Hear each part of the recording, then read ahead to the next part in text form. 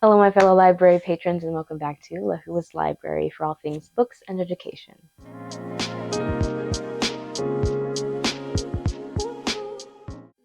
Today I'm going to do a no-spoiler review of Where Sleeping Girls Lie by Faridah Àbíké-Íyímídé. This is a YA thriller that came out in March of 2024, so it's a fairly new book. This is the second thriller, YA thriller of this author. Her first was Ace of Spades. I believe that came out either last year or 2 years ago. I read it for the first time last year. It was a book club book of ours, and I gave that 5 stars. Love that book because the twist, baby, in that book, had me gasping and clutching my pearls, okay? And especially as a Black woman in America, okay, if you know, you know.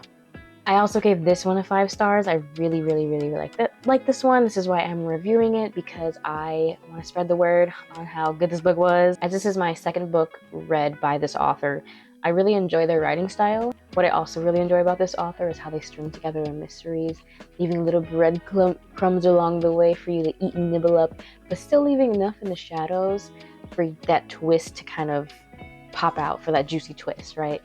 And she did that. She did that again with this book, okay? Specifically with Where Sleeping Girls Lie, I like how the author writes and talks about very sensitive topics like SA, anxiety, depression, grief, survivor's guilt, racial and institutional justice. I like it because it's not written in a way that's pandering. It's written in a way that contributes to the characters and their development and the narrative as a whole, and it speaks to the larger issues surrounding these topics. And I really think that this author did a really good job, at least in this book and also in Ace of Spades, of writing about these topics with such grace. And I think that everyone can relate to something in this book. And actually, the author writes a letter in the beginning to the readers and kind of explains their writing process when writing this book. And at the end, she says that she hopes that everyone can see and relate to some part of this book. And I think that the author did a great job at that. So without wasting any more time, let's get into my non-spoiler review of Where Sleeping Girls Lie. So I'm first going to read the synopsis for y'all so you can get a sense of what you're in for, okay? It's like I keep stumbling into a dark room, searching for the switch to make things bright again, to make me remember. But the switch isn't there. Was it there before? Shadé Hussein is starting her 3rd year of high school, this time at the prestigious Alfred Nobel Academy boarding school. After being homeschooled all her life and feeling like a magnet for misfortune, she's not sure what will happen. What she doesn't expect, though, is for her roommate, Elizabeth, to disappear after Shadé's first night, or for people to think that she had something to do with it. With rumors swirling around her, Shadé catches the attention of the most popular girls in school, collectively known as the Unholy Trinity, and they bring her in their fold. Between learning more about them, especially Persephone, who Shadé finds herself drawn to, playing catch-up in class and trying to figure out what happened to Elizabeth, Shadé has a lot on her plate. It doesn't help that she's already dealing with grief from the many tragedies in her family. And then, a student is found dead. The more Shadé investigates, the more she realizes there's more to Alfred Nobel Academy and its students than she realized. Secrets lurk around every corner and beneath every surface. Secrets that rival even her own. Okay, you can't tell me after reading that you are not hooked. The synopsis got me, and I added it to my TBR so quick. This book does have a content warning page, and I'm going to read them to you so that you are fully aware of what is going on when you're reading this book. When you're reading something, or when I recommend something to someone, I really want to be as transparent as possible. Obviously, this is no spoiler review, so I don't want to spoil too much, but I do want you as a reader to be as informed as possible so that nothing re-triggers you, or just so that you're, again, aware of what you're going into. So the content warning: Where Sleeping Girls Lie is a work of fiction, but it deals with many real issues, including SA, R-word, self-exit ideation, grief, death of family members, including parents. And there's also a website that I will put in the description for you all to go and see more content warnings as listed in the book as well. From reading the book, I can tell you that we don't get detailed, we don't get very detailed descriptions of certain of some of the content warnings.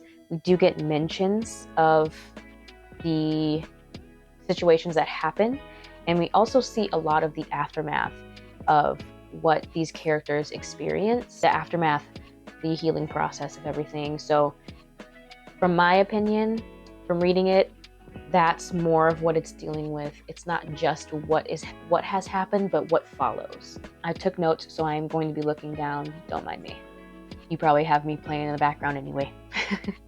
The setup of this book starts off 5 weeks after Sade arrives, and then after that, it kind of takes this linear timeline leading up to the events that took place in the prologue, which is that 5 weeks after Sade arrives. So when we first meet Sade, like in the synopsis said, she was homeschooled for a while, pretty much her whole life actually, and then she finally attends this private school, very prestigious private school, ANA, Alfred Nobel Academy. So she's kind of thrown into this new world, this new environment. It's a bit of a culture shock for her. However, I think that she invites this new experience, again, because she's been sheltered her entire life, so this is new for her. She walks around with this weight on her shoulder and this kind of cloud around her, but she doesn't outwardly show it all the time. She keeps a lot of things to herself. She kind of has, you kind of see this internal battle she has with herself, again, that like that survivor's guilt, or that internal like guilt. She feels that misfortune follows her everywhere. She's dealing with really bad anxiety, which I can relate to, okay? If you're anything like me, anxiety can be very crippling, but it doesn't define us, right? Okay, we learn to live with it. We don't let it live for us. So like the synopsis states, it's Sade's first day, okay? And then next you know, her roommate Elizabeth, after showing her around the school, goes missing. And because Sade's not just her roommate, but the last person to reportedly have been seen with Elizabeth, all eyes are on her. Okay, everyone's sussed out by Sade. They're like bombastic side eye. Okay, criminal offensive side eye. So we know this is a private school. So like there's this hierarchy, and we were told about the unholy trinity, which consists of like the top three girlies that are like the 1%, they're part of the 1%. Okay, they're kind of like the plastics, but less mean, I guess. They're really not. They're not like outwardly mean. They're kind of like, what's the word? Covertly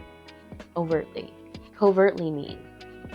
Yeah, they're just not like plastics mean, but they're like the top 1%, and you want their favor, right? Since they are like that top 1%, a lot of the decisions and things that they make are very like political. So like who they date, who they're seen with, like who they hang out with, things of that nature. So when they invite Sade to hang out with them, that's like, whoa, okay, like what does that mean? Like it's an honor, but oh my gosh.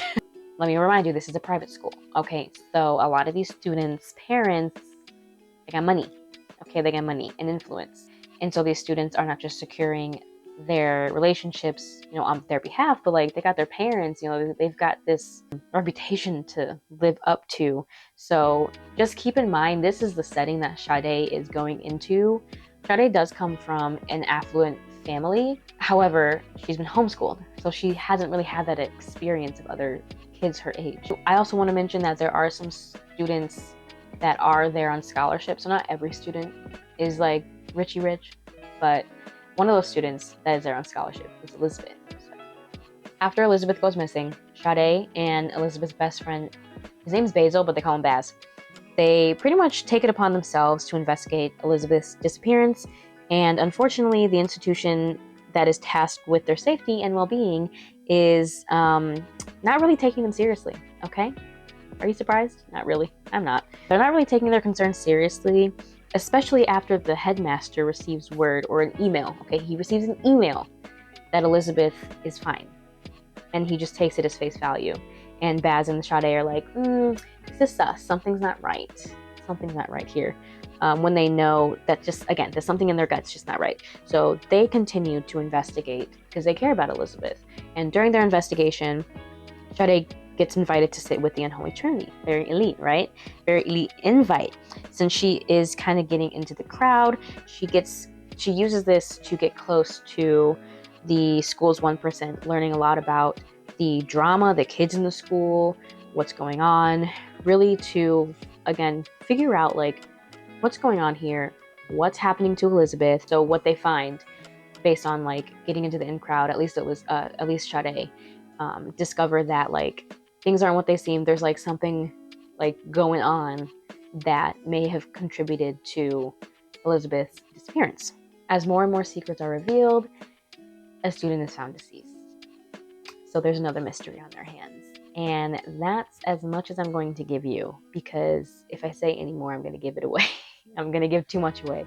Like I said in the beginning, I really enjoy this author's writing style. I feel like it's easy to follow.